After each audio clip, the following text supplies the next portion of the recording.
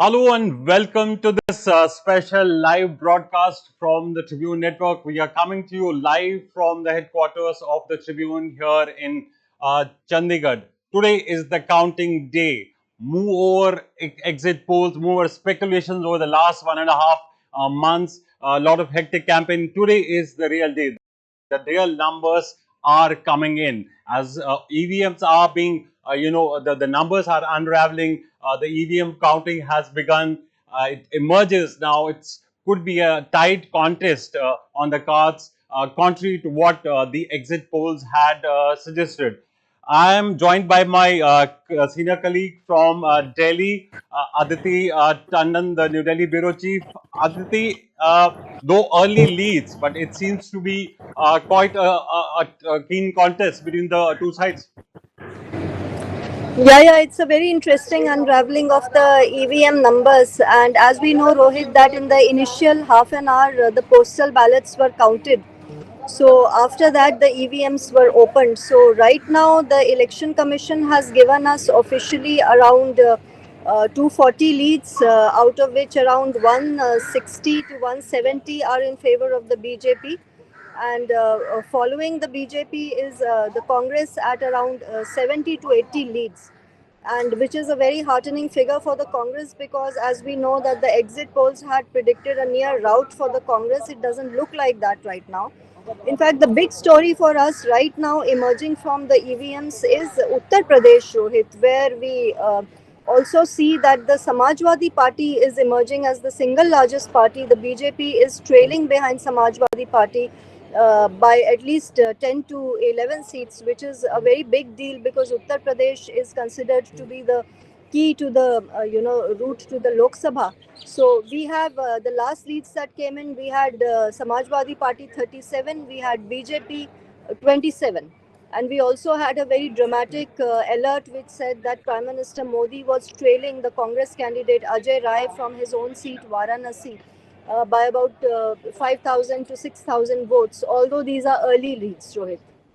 So, Aditi, what the Congress has been all along maintained yesterday when day before yesterday when the exit polls came and they said that it could be absolutely contrary to what the reality is on the ground. Though there's a caveat here that these are early leads. They're just one or two rounds of EVMs that have been opened. But yes, given what is coming up, especially the key state of Uttar Pradesh, as you yourself mentioned, Aditi, that seems to be throwing some surprise. Do we have any fix on which all areas, which are part of the UP, the NDA is, the BJP is doing badly?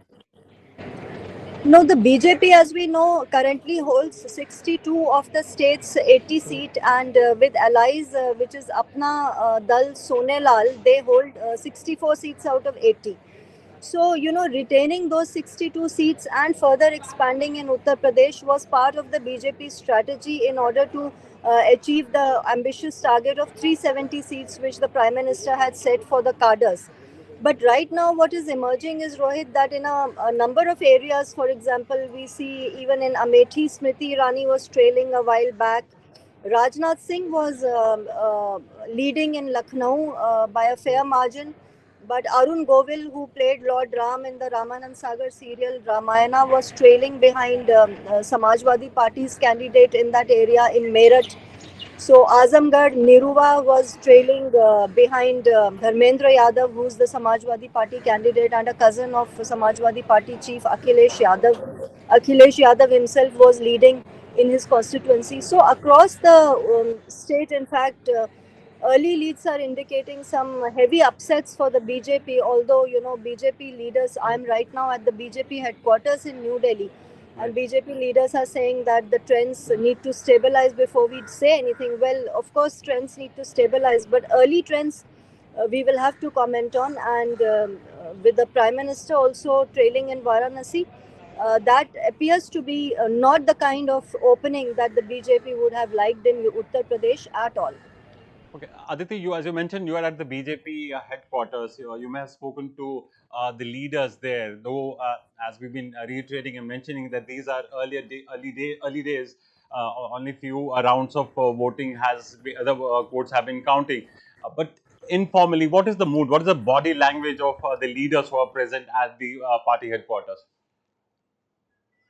party headquarters around 8:30 a.m. today, Rohit, just to get a hang of the situation, the mood, and I saw a range of halwais, cooking puris, making all sorts of delicacies, and around 2,000 party workers are expected at BJP headquarters throughout the day, and the party has made all arrangements for their food. There's all kinds of delectable food items on the menu. There are puris, there is aloo, there is kaddu ki sabji. Then there are a range of laddus also. So as far as this preparation goes, the BJP appears pretty confident that they are going to romp home to victory anyway. Because you see, BJP also played a little smart, Rohit, by Prime Minister, floating this 400 par strategy. And if you recall, the Prime Minister in his comments to Rajat Sharma of India TV, where he hosted a massive show just few days ago, when Rajat Sharma asked the Prime Minister, "तो आप 400 पार कर रहे हैं?" Prime Minister actually laughed and said कि हाँ हाँ हाँ 400 पार तो पता नहीं, पर मैंने opposition को तो उलझा दिया और उन्हें ये समझ नहीं आया कि ये क्या था. So Rohit, you can't discount the fact that in politics, mind games are as important as numbers.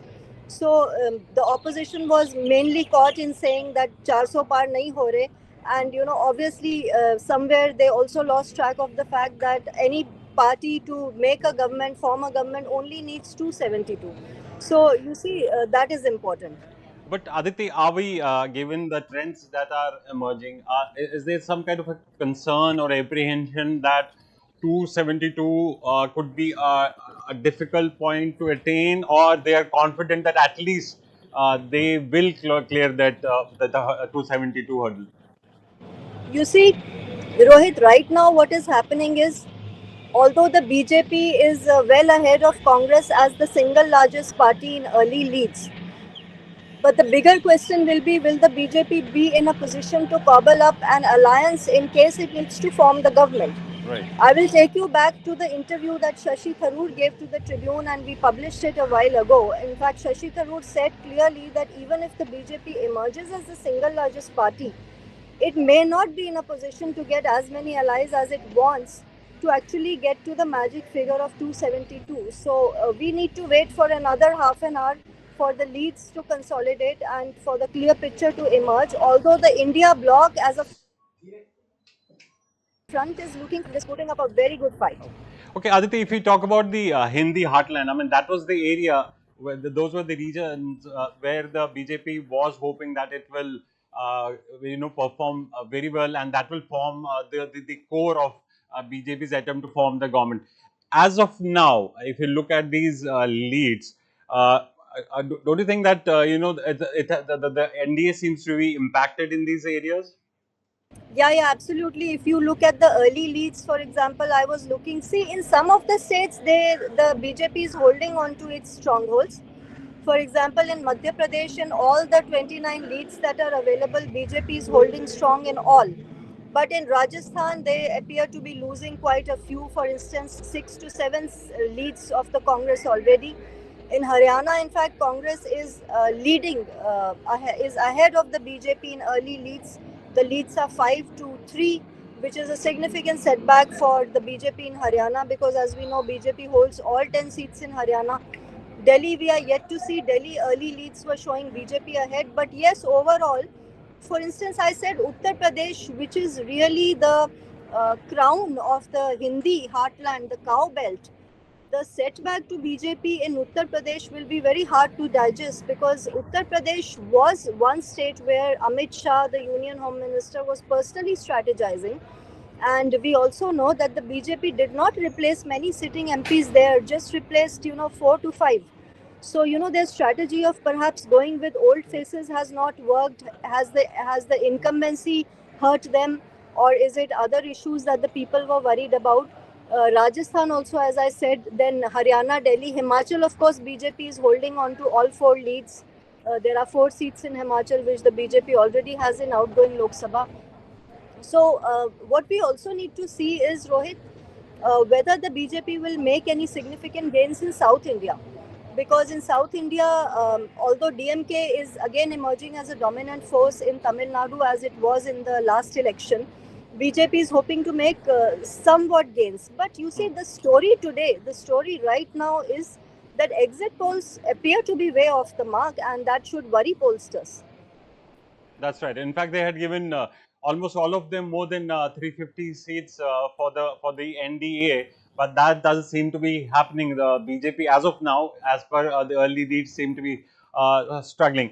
Also, if I come back to Uttar Pradesh, Aditi, because that's an important center that the UP will hold the key for formation of the government.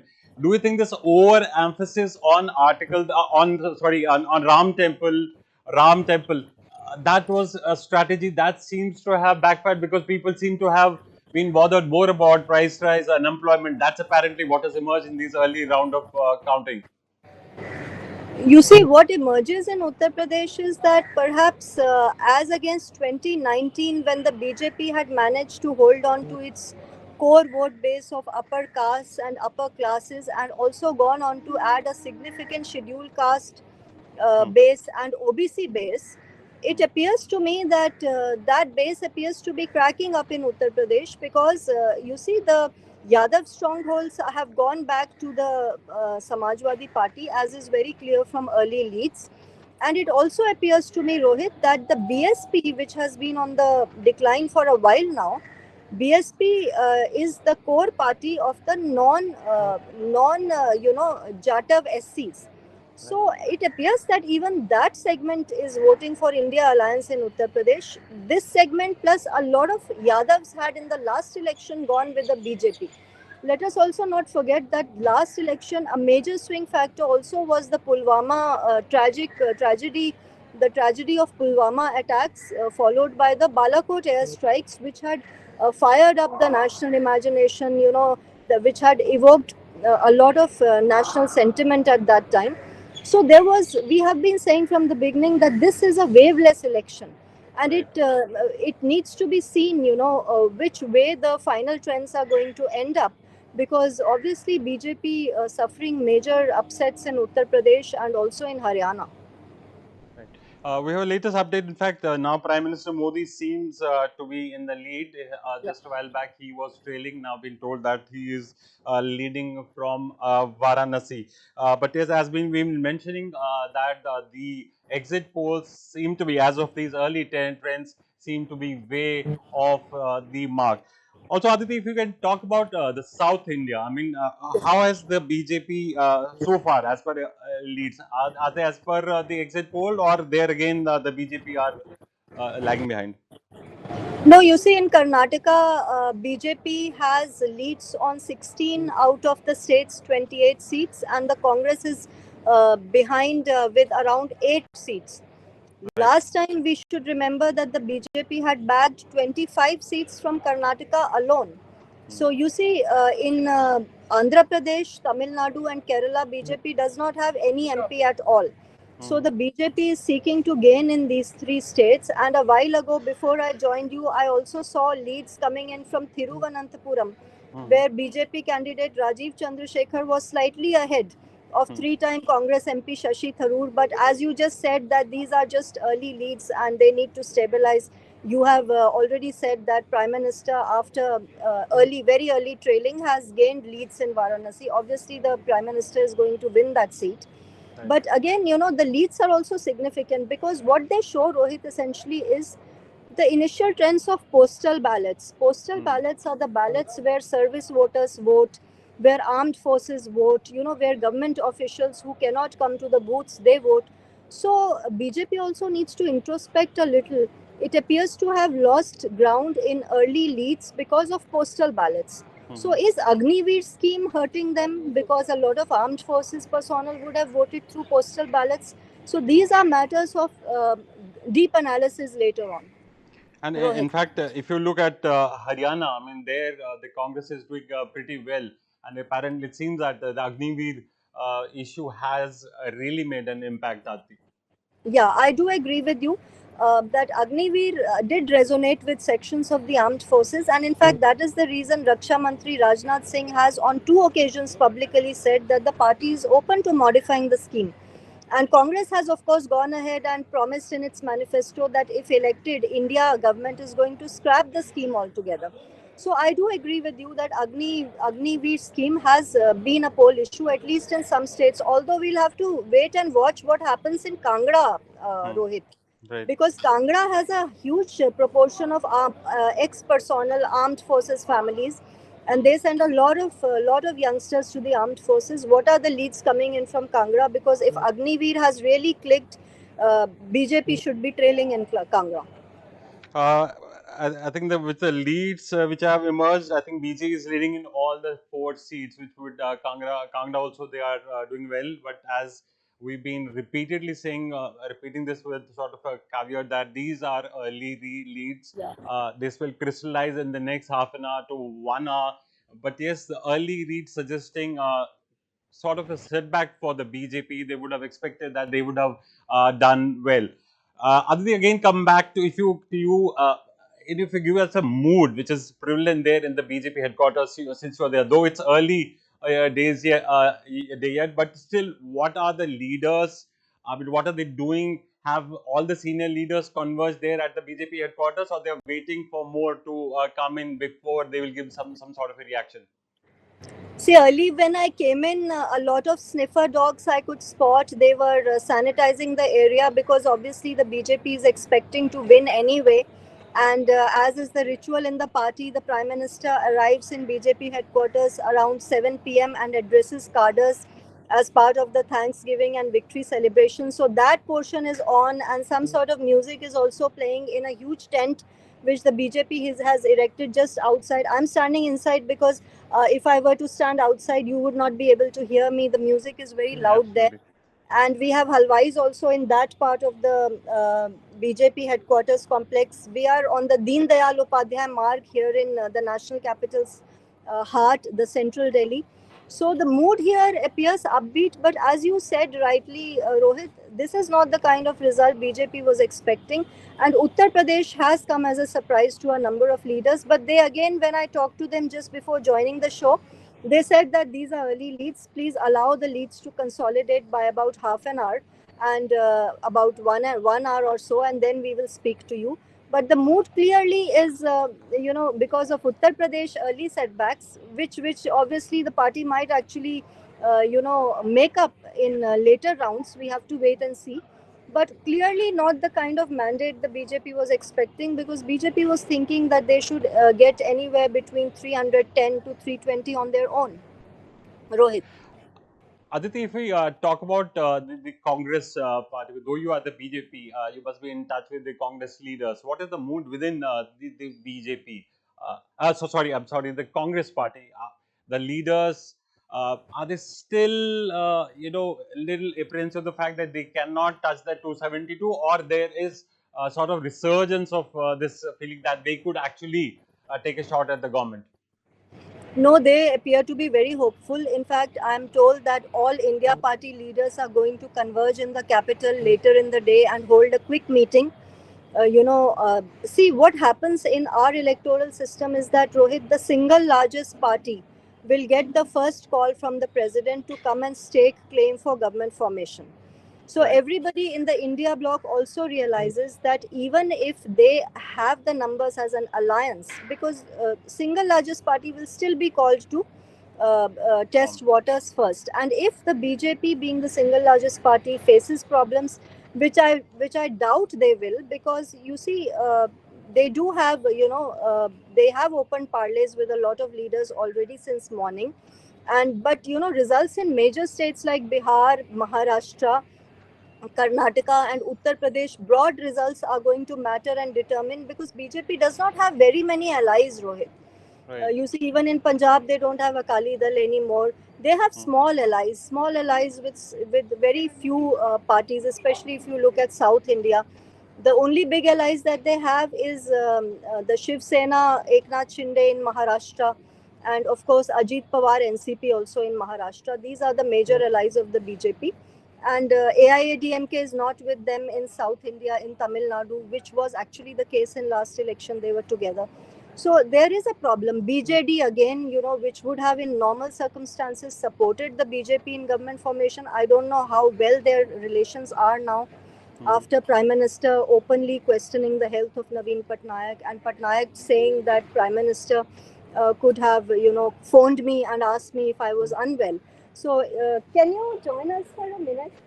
I'm live just for a quick comment. Will acha. Okay. So I was just trying to ask a BJP leader if he'd like to Okay. join us. So that's all right.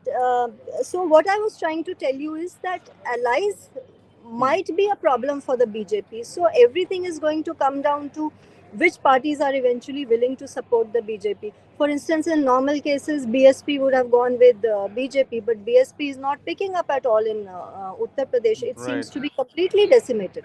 Mhm. So JJP again in Haryana, not with BJP anymore. So we will have to wait and watch how the BJP is going to negotiate that alliance space. On the allies front, the Congress appears to be comfortably placed because they do have formidable alliance partners across the country. So it will really depend on how many seats BJP will clock on its own, Rohit. That's right. That's an important point, Aditi. Also, Aditi, if we could talk about Maharashtra, I mean, this is another key state apart from UP, where BJP was hoping that will do well. Key contest state, and the India seems to be the India Alliance seems to be doing well there also. Though NDA, if I can look at the list, they are leading on 27, so they're a little ahead. But of course, a good fight being put up by the India bloc. You see, NDA, you are saying 27, but BJP alone had 23 seats in Maharashtra last time. Absolutely. Mm-hmm. So you see, there is an upset there also. Right. And when you overall out of all the seats in Maharashtra, 41 were polled by the Shiv Sena and BJP combined last time. So now 27. Now 41 is down to 27 because you're saying that's the alliance number because you are Right. looking at the numbers. So there are small upsets here and there. How that small upset will extrapolate nationally is the question for the BJP right now, and I'm sure top BJP strategists would already have started working the phones right now because it will really depend on who will stake the claim to government formation first, as you just said that the fight is inching closer. Right. Rohit. Because if we look at the different statistical figures coming in, apparently it's they are ahead of that 272 mark that the NDA, not the BJP. One of the stats says 299 for the NDA. So they are ahead of that 272, but definitely not. What the BJP would have expected, especially after the exit Yeah. poll prediction and also their internal. But Aditi, was there internally? Did were they anticipating some kind of hiccups, or they were the feeling within the BJP was they are winning it absolutely clearly? They're going more than 350, or was there some sort of an apprehension within the party that they could face a stiff competition from the opposition alliance? Rohit, from the very beginning, I have believed that 400 Par slogan of Prime Minister was really a tool of psychological warfare with the opposition.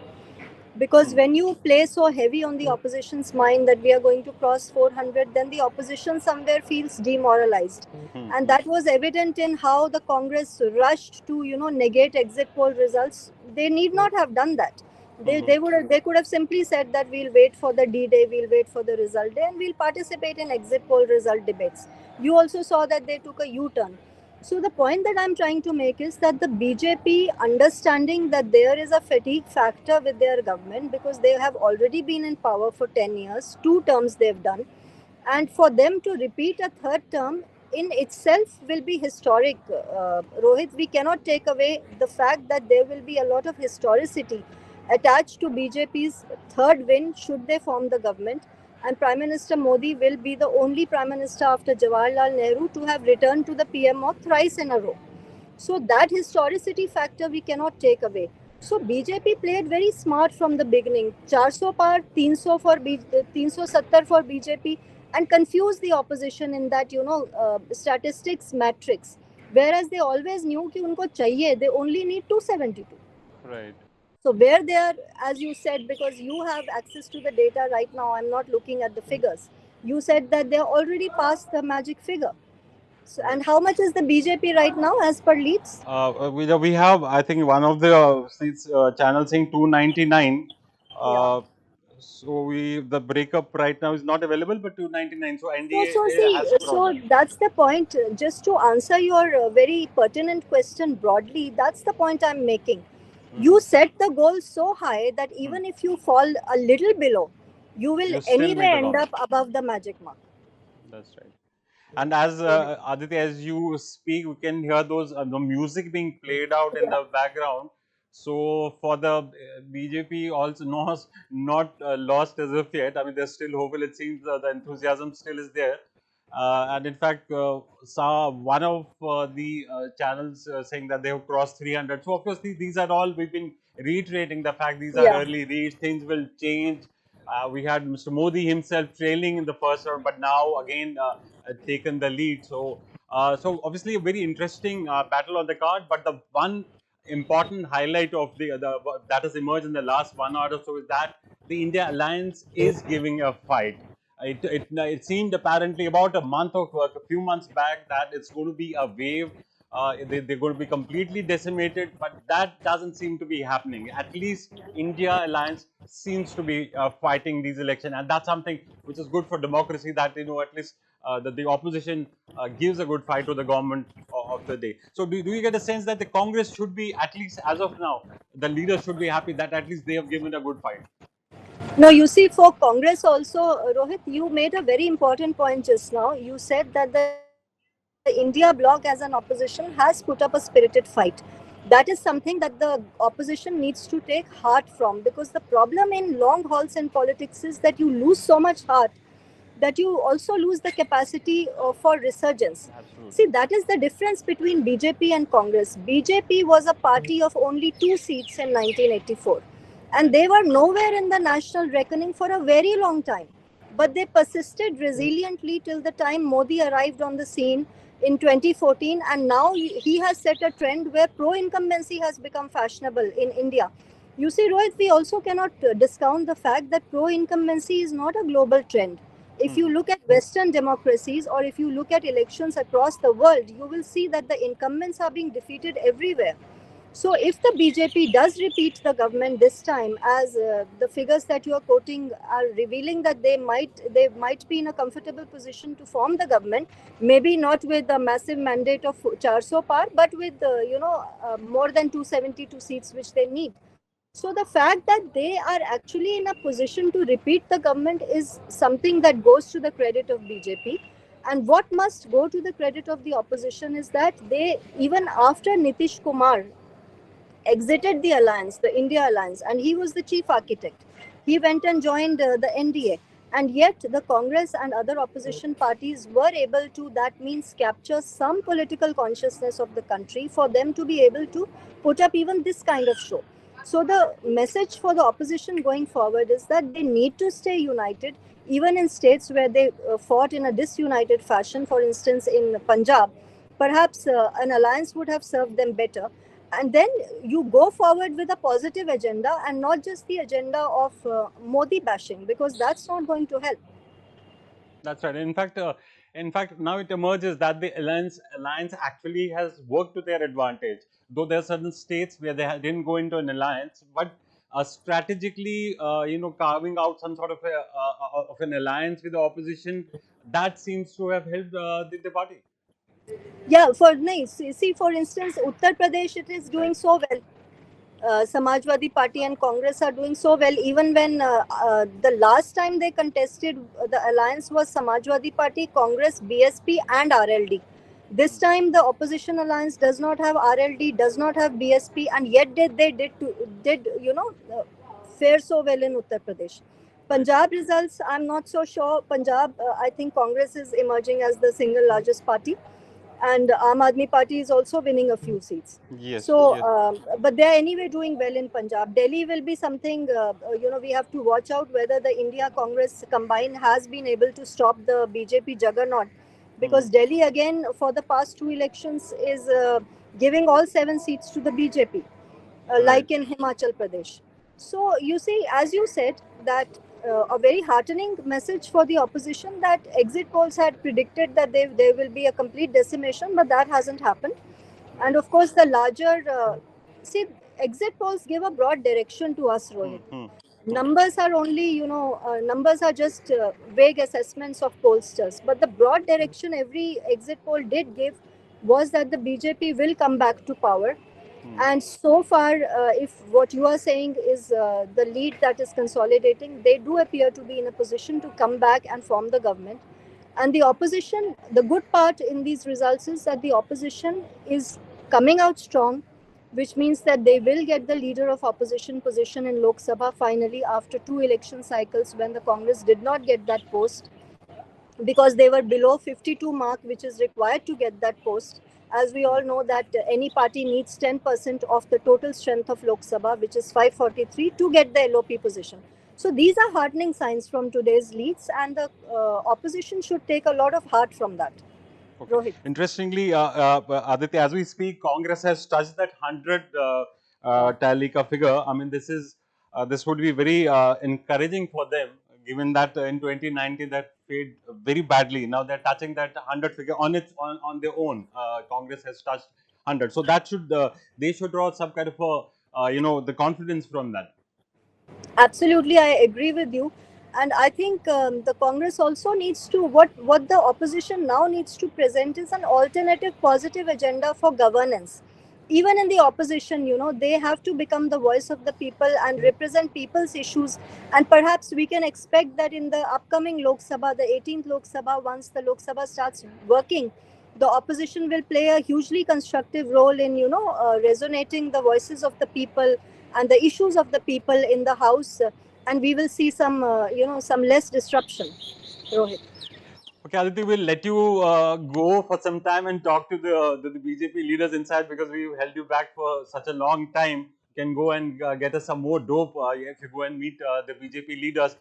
Meanwhile, we'll be playing out some of the sound bites which we had since morning. We had shots of the counting on, and also packages from different constituencies across the country. First, we'll be playing out the sound bites of leaders from different political parties as the numbers started trickling in. Listen in. सूरज पूर्व से उग रहा है, पश्चिम में छिपेगा। मंगलवार का दिन है, हनुमान का दिन है। लोगों ने अपनी राय व्यक्त कर दी है। राय ईवीएम में बंद हो गई है, ईवीएम खुल जाएंगी, राय सामने आ जाएगी। जो लोगों का फैसला होगा वो सभी को आदरपूर्वक स्वीकार करना चाहिए। यही भारत के लोकतंत्र की क्षमता है। आज भी कहेंगे सर कि कितने एनडीए को आ रही है? देखिए, ऐसा है कि अभी 6:51 हुए हैं। 1 बजे तक सब कुछ साफ हो जाएगा। तो ये जो अटकलों का बाजार है, इसमें मैं शामिल नहीं होना चाहता, क्योंकि अब लोगों ने अपनी राय व्यक्त करती है। अब जो भी फैसला होगा सामने आ जाएगा।